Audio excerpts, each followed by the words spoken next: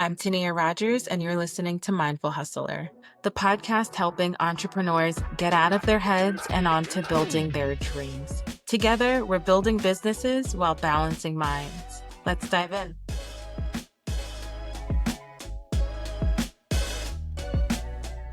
We get to sit down with Dr. Adjoa Smalls-Mantey. Dr. Adjoa is a board-certified psychiatrist, lifestyle medicine physician, immunologist, and trusted medical voice on many national platforms like ABC News and Fox 5 DC.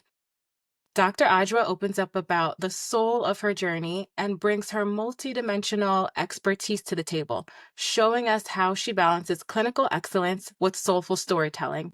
If you've ever dreamed of turning your professional expertise into a purpose-driven brand or wondered how to show up as your full self in high-level spaces, this one is for you.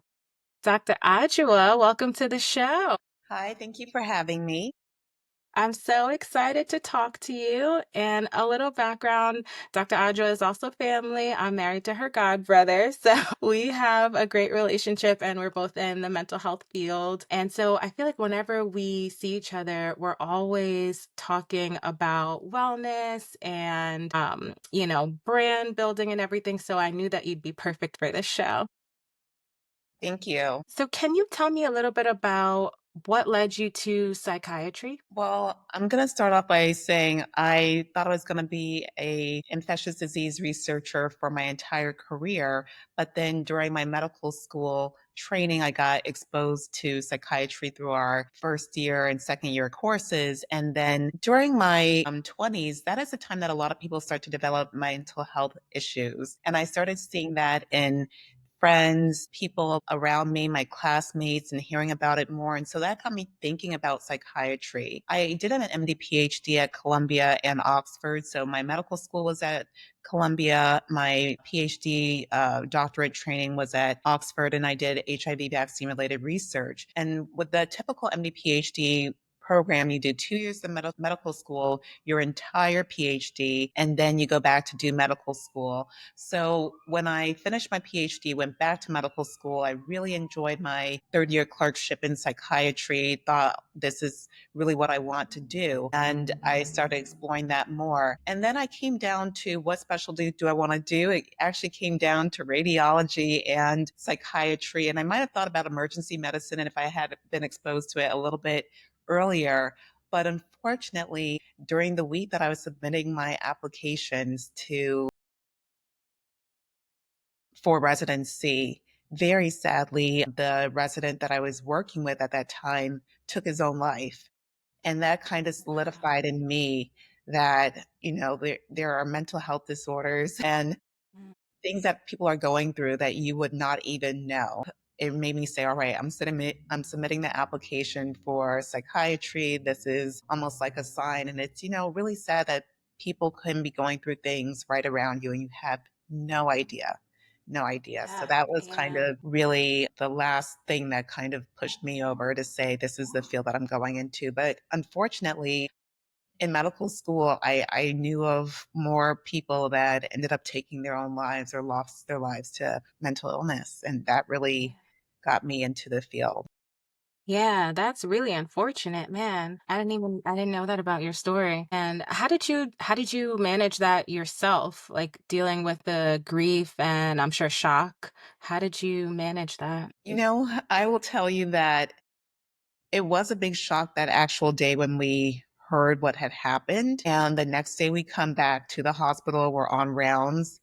We take a little bit of minutes, a few minutes to acknowledge what happened. And then it's almost like business as usual. It's, the Yeah. show must go on. And I mean, that's with death in every sort of realm, things keep on going. And I think when you're more tied to it, you're almost thinking, how is the world not stopping? How does everyone else keep going on? And so the few people that are closest to it, you're affected by it. But I think there's also, especially in medicine, this very true thing that you have to keep on going, taking care of patients, keep on doing things. But it just really made an impact on me that we have to see people around us, how they're doing, check in with people. And, you know, honestly, I can't really say I saw any warning signs. A lot of people around me, we didn't see any warning signs. And that's the tragedy of a lot of suicides actually. But Mhm. I think for me, it just made me more cognizant of,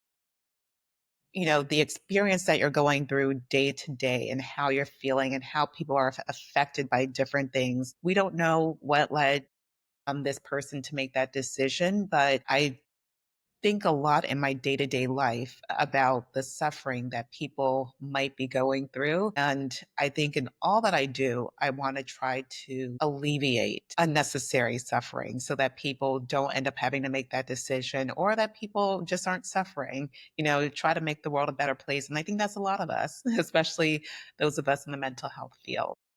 Exactly. I think that that's really my personal mission is to try to make the world better by starting with the people in it because we are the world, right? Like we have to focus our sights inward and focus on ourselves so that we can show up as our best selves. So as a therapist, if I can help someone figure that out, I know that they are contributing to the world in a more positive way. Mhm. So I totally agree.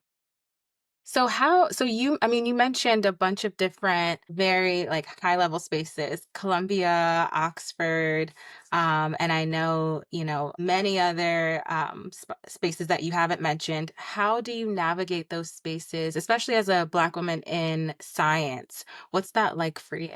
For me, I think I'm always aware of my presence as a Black woman, but I think people of any type of identity, if you're not the majority, you're aware of it and how people might perceive you. But even if you are part of the majority, you're also thinking, how are people that are in the minority thinking of me? I think it really goes both ways. But I have always been in many of the places very lucky to have people around me to support me. And so one of the reasons why I did choose to go to Columbia for medical school is because I knew they had a lot of support for students, whether you're Black, whether you're white, Asian, anything. Yes, there is a very strong organization, Black and Latino student organization that was very Mhm. welcoming and that I was very active in.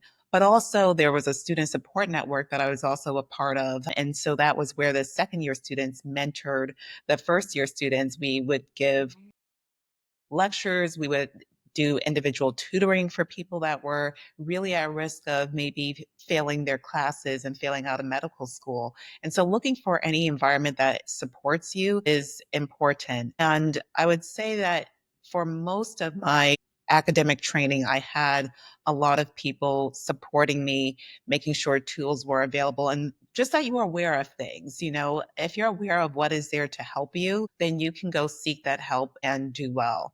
And then in terms of at Oxford, I will say that I had an interesting experience of being Black in the UK. And so I actually noticed, like as Black people, as we're just walking along the street, you give a little, a head nod or something like that, or just kind of, hey, sister, things like that. Acknowledgement.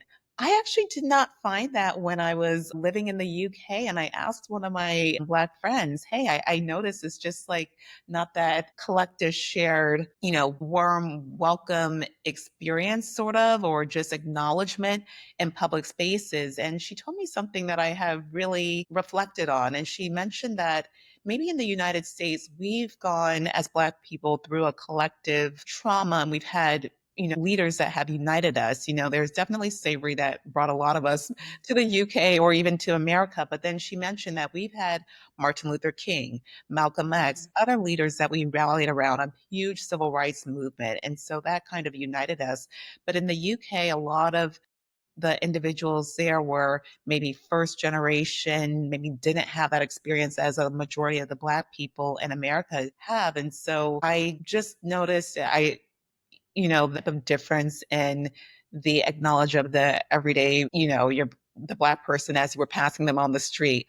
But overall, it felt very, very welcoming. I didn't feel like anyone was targeting me in any specific way, maybe in one instance, but for the most part, it was really good in the academic setting and in my casual day to day setting. I think sometimes, if anything, you might feel that there were other ways that I feel that maybe I could have a little bit more support. And I think this goes in general, everyone. If people see that you are really thriving and really self-sufficient, it's almost like they let you go, they let you fly. But if you're not doing the one thing that's really, really key to their mission or something, they may not invest as much time in you. So I would say I kind of felt like I became aware of opportunities. I had to seek them, but were things necessarily directly presented to me? Was I handheld and ushered along? Not quite, but I was still in an environment when I said, hey, I want to do this. I had all the tools. I don't know if that sounds a little bit nebulous, but sort of like no one was reaching down and picking you up per Mhm. se, but you were there, you were in the right environment. So you were allowed to have every opportunity and go seek it. And then when I made it known, hey, I'm going for this, it was like you're able to go and there weren't many barriers at that point, but it wasn't like you had a tailwind pushing you. Oh, that makes perfect sense.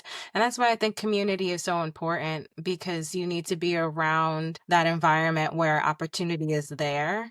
And, finding the right community is especially important. Yes, and I will say again, there might have been one or two instances where I felt like, okay, there's a situation, it might be related to my race, and if I spoke up and did speak up about these things, that some of these concerns were taken seriously. And so I think that is also important as well, that if people are in a position of power to help you, that they do help you. And I will unfortunately say that I have classmates that went to different medical schools that felt that they really didn't have the support that they needed and that they received unfair fair treatment and targeted treatment and harassment based on their race.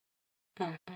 Makes sense. So now how did you begin to craft your brand and make it in a way that reflects both your personal and professional expertise? Or I should say, how did you begin to craft a brand that reflects both your professional expertise and your personal values? I began crafting my brand around the time of the pandemic, thinking about what really motivated me. And so for me, I became concerned about the misinformation that there was related to the COVID virus itself and about the vaccine that was going to start coming out. I have a background in immunology. I have a PhD essentially in immunology, technically pathology, but my focus was viral immunology. And I'm also a psychiatrist. So I'm very much aware of how people are thinking about things, how people are reasoning through things, and about anxiety that leads them to make certain decisions. So I will say towards the end of 2020, when it was about time for the COVID vaccine to come out, a lot of people were talking about, I might get it, I won't get it, things like that. And I really wanted a way to help people understand more about just the public health issues that were out there. So I ended up doing an internship with ABC News for about a month. And that was during December when the COVID vaccine came out.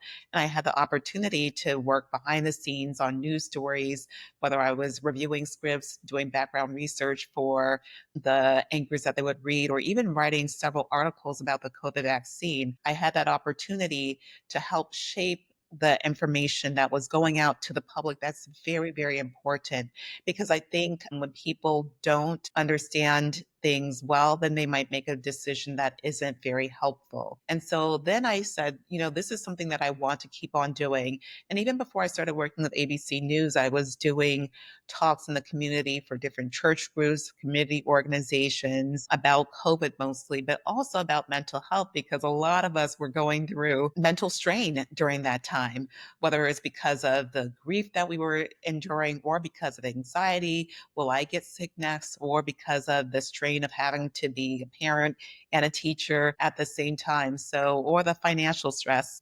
Really started thinking, okay, I want to speak to mental health and infectious disease. So I had a chance to work with ABC, learn how you communicate with the public, continue to do that. Then I also started my social media page, just putting out there what I've done. And then in about 2 years, I started saying, I want to be more proactive in crafting the message and putting things out there. So, what my social media, Dr. Adjoa, is on YouTube, Instagram, TikTok. I have videos about mental health and mostly about infectious disease, just helping people understand a little bit more about those. So you mentioned having a helping hand in shaping the information that was being put out there. And I think that's so interesting because in a time now where it's almost like we have information overload, and I think a lot of people don't know what information to trust. Did you feel like you were met with trust by the audiences that you were speaking to? Because a lot of people, I feel like, don't trust science now. Maybe I shouldn't say a lot of people, but there's Yeah. some. Did you feel like they trusted what you were saying? Did. And what I found is when you have a chance for people to speak with you in a smaller audience. So when I was giving talks, mostly on Zoom at that time, to groups of 40 people or 100 people or even 20 people, sometimes they knew that I was brought there by somebody else from the organization. So there's that level of trust. You're a trusted friend of somebody else. But also, they have a chance to go back and forth with me and ask questions so I can explain things to them. And so I got a lot of questions like, can you get HIV from the COVID vaccine? Or does it include this ingredient that I'm not able to ingest or take because of religious beliefs? And, I think if you're able to directly answer people's question and you're not doing it with so much judgment, that it builds trust. And even during that time, people would hear me speak and then say, hey, can you talk to my mom? Can you talk to my relative? Can you talk to my friend one on one about the COVID vaccine or about these health principles, about why it's still really important to mask at home with our elderly relative. Um, do you mind talking to them? And when people know that you're just trying to explain things, not necessarily trying to change their mind, because we're very resistant to that as Americans, I think they trust you more. And right now, there's a lot of talk about do your own research. I'm a little bit perturbed by that term, being a researcher myself, because I think it's been the real meaning of research has been misunderstood. When we're talking about doing research, we have a hypothesis, and then we're going and we're looking for information that might confirm the hypothesis. However, if the information that we find with our very well laid out experiments with a positive control, negative control, looking at everything, if the information does not confirm our hypothesis, we have to adjust the hypothesis and then go on the way that the information is showing.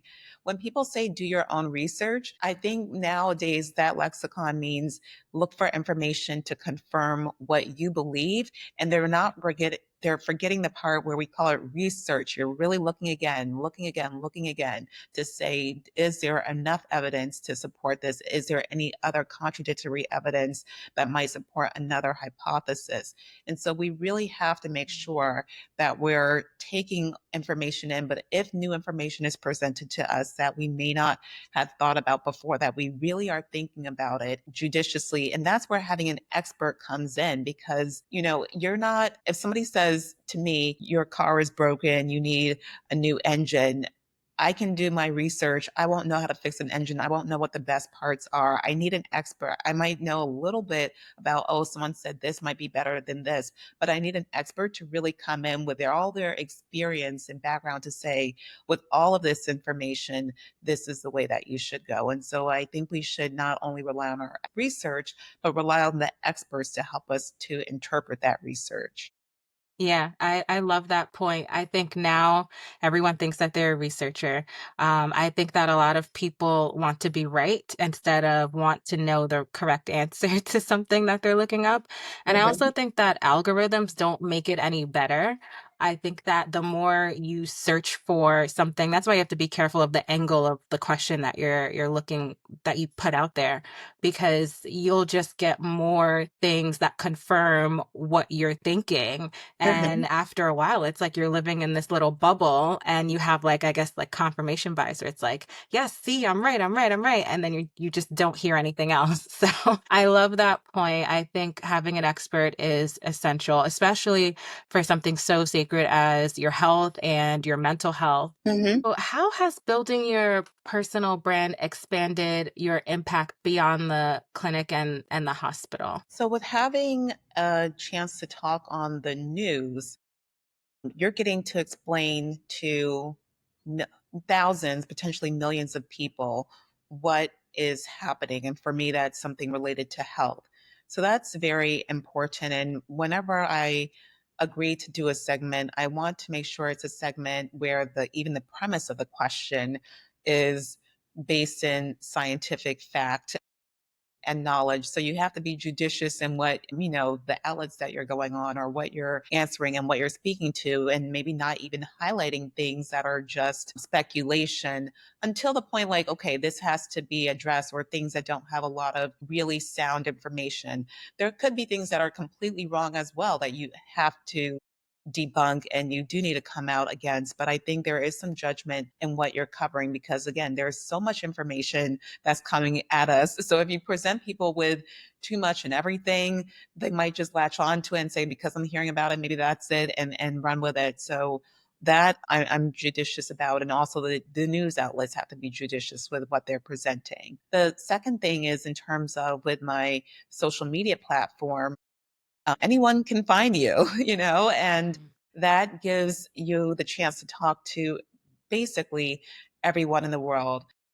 Don't think about that when you're actually posting because that can be a little bit nerve wracking. But for the Yeah. most part, I really have found that the people that come across my platform, sometimes I'll get questions. Oh, hey, I know someone that's experiencing this. Do you have any advice? And of course, I'm not giving any medically, binding advice to this, but it's also information for you to go and then find the doctor that you have a relationship with to inquire about things more. Or some people might say, hey, do you even know about a few more resources? And I can point you in the right direction. Hey, in this area, there's this place that you can look to. And so right now, my social media, I'm able to do that and answer pretty much every question. But I do like to see that people are engaged. They say that the information has been helpful. And even from the comments that had not been so nice. I would say around the time that I was writing about the COVID vaccines at that time, after a while you say, all right, I'm not going to read too many comments,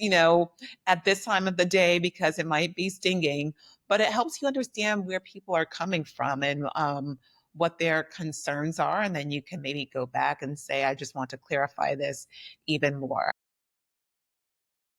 So you're so public. Have you ever struggled with putting yourself out there? And And I would say when I grew up, everyone would have described me as being shy. And probably even until 3 or 4 years ago, I was pretty shy, not wanting to do too much public speaking. But people always gave me the opportunity to do so, which I never really understood. When I was a teenager in church, I had the opportunity to give speeches in middle school as well. And then definitely when you're doing your PhD, your dissertation, you have your whole defense.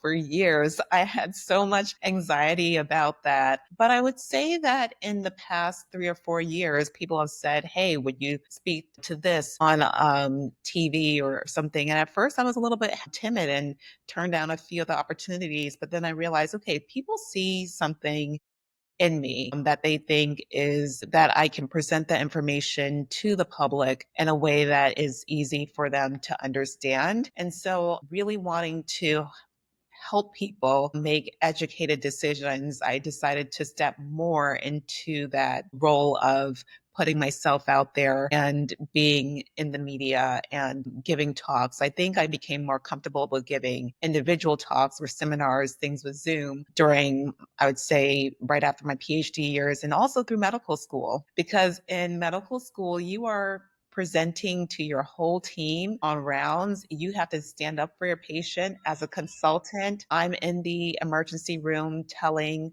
ER doctor that asked me a question. This is what I believe is happening with the patient. This is what my recommendation is. And you're having to be an advocate for someone. So I would say through medical training, you're really learning how to do public speaking. And I think, like I said, just during the pandemic, seeing so much suffering, being here in New York City, which was the epicenter, and knowing so many people that died, that knowing people who lost family members, and seeing patients in the emergency room just really, really put on my heart.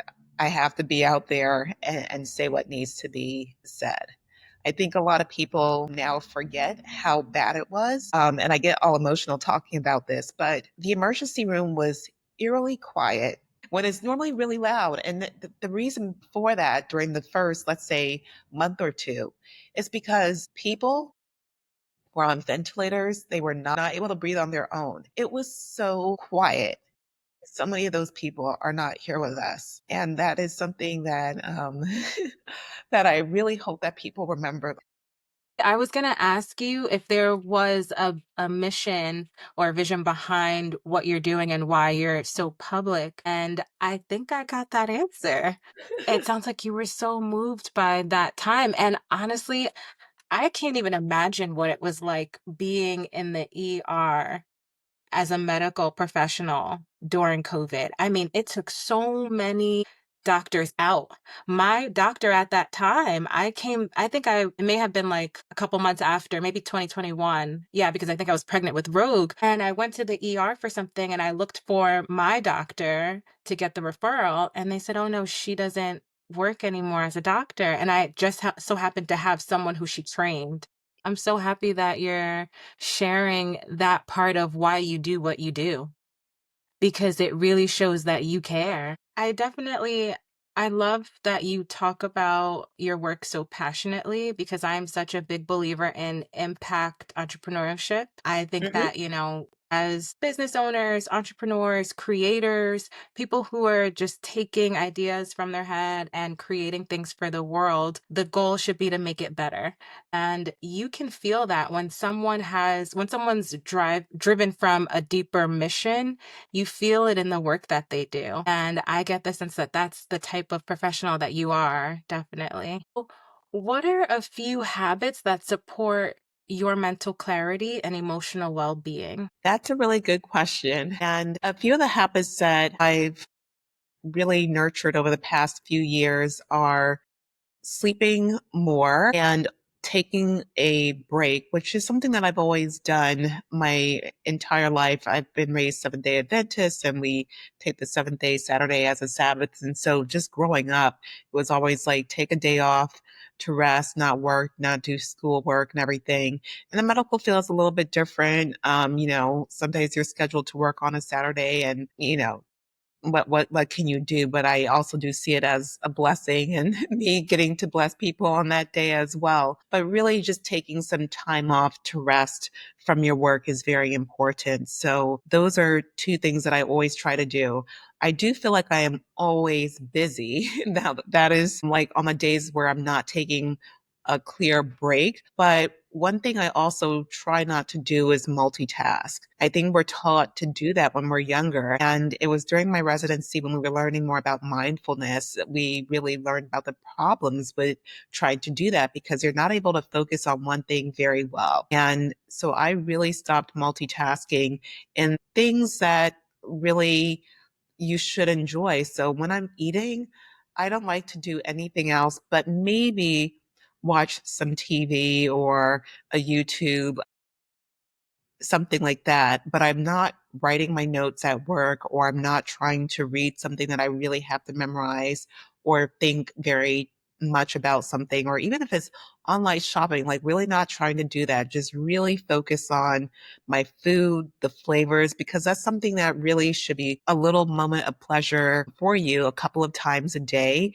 But also, you want to focus on what you're eating. A lot of our health diseases that we have now are related to overeating. So if you're more mindful about what you're eating and enjoying the flavors, you're not going to do that as much. So that's probably a huge change I made about 6 or 7 years ago during residency to just not try to multitask, especially while I'm eating. Wait, And how I do you already get it all done? Like you are someone who does so many things. How do you single focus on a few things?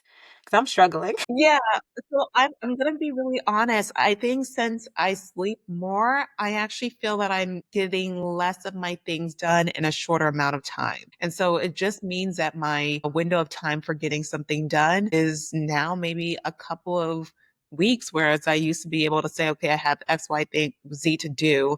I can get this all done within a week. I just don't have as much time. But also, I have the luxury of being able to choose what days I work. I do shift work. And so for me, I work in better and larger chunks of time. And that's something I knew from college, really. When I can work for 4 days a week and then have 3 days a week off, then I have a whole day where I can really focus, do a lot of intense thinking. Or maybe if I'm working 3 days that week, yes, I'm working 12, 14, 16-hour shifts, but then on the other days that I have off, I can really devote my time to going through everything and working when my brain is nice and fresh in the morning. I'm not trying to come home at 8 or 9 o'clock and trying to eke out an hour of work, which isn't effective for me, or having to wake up super early, but then also going in very tired to work. I think being able to block your time to work when you're most efficient, and for me, that's in the morning and for long stretches, is good for you. And then the other two things that are really good for just, I think you were asking about efficiency or getting everything done, is taking care of your health overall. So exercise is very important to me. I find if I don't exercise in the morning, I feel a little bit sluggish in the day. And also eating properly. You'll be surprised by how much what you're eating at different times can affect your mental clarity. So when I was studying for lifestyle psychiatry, I learned about how to eat more plant-based, which is, I was vegetarian actually for a few years, and also about incorporating more healthy fats, trying to reduce your processed grains. And so for me, reducing processed grains was something that I did. I used to eat a lot of crackers and things and bread as snacks, and that's fine. I'm a marathoner. We always hear about carb loading. That's okay. But I just switched the grains that I ate. I ate more quinoa or ate more rice. And I find that and I didn't snack necessarily on crackers. I switched my snacks to raisins and carrots, which, at different times of my life, I did rely on those more. So I found that I didn't have maybe the sugar crash that you might have by not eating so many of those refined carbs. So that also helps me be a little bit more efficient and perky during the day. Like it really has helped with the clarity. Yeah, no, that's great advice. I do find that if when I exercise and when I eat better, I feel better and I'm able to focus better.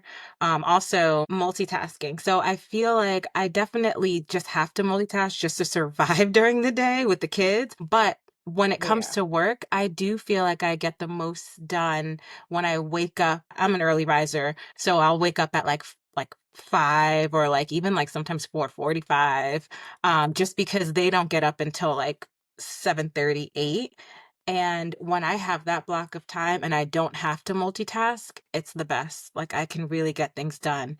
So yeah, I totally understand what you mean by that. Yeah, and I'm an early morning person too. Like I used to wake up at 2 o'clock in the morning to do my studying between 2 and 8 a.m. Now I don't have to study so much, but there's still so many other things to do. I'm writing papers and things like that. So I still need to, but my body needs just a little bit more sleep as I'm getting older, and also as my level of physical activity has increased. I work out a lot harder as I'm training for different things, for climbing or marathons. So my body just demands more hours of Yeah, sleep. you are a rock star. We were just talking about something that's coming up for you. You're going to be climbing a mountain. You are not only this expert in the mental health and health field in general, you are embody health in general. Like, I feel like you're pushing yourself always professionally and physically, and it's really inspirational to see. I love it.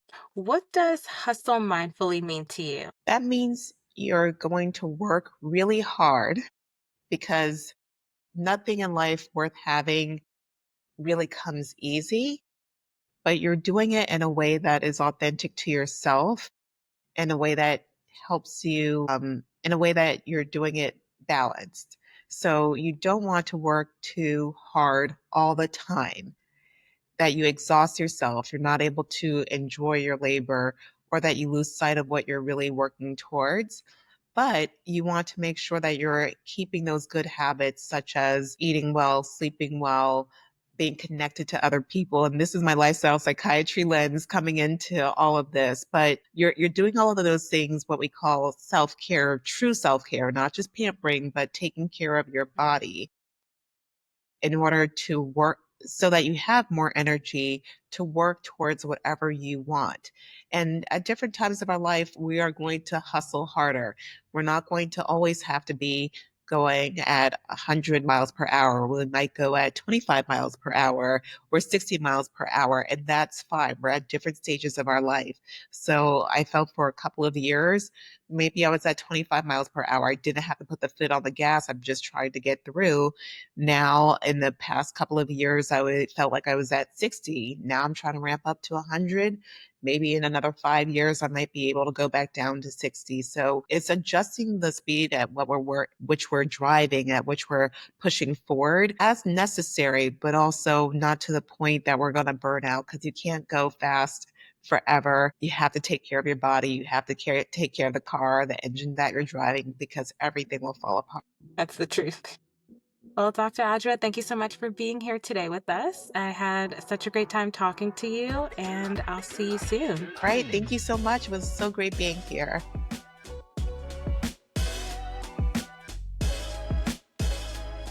Thanks so much for listening.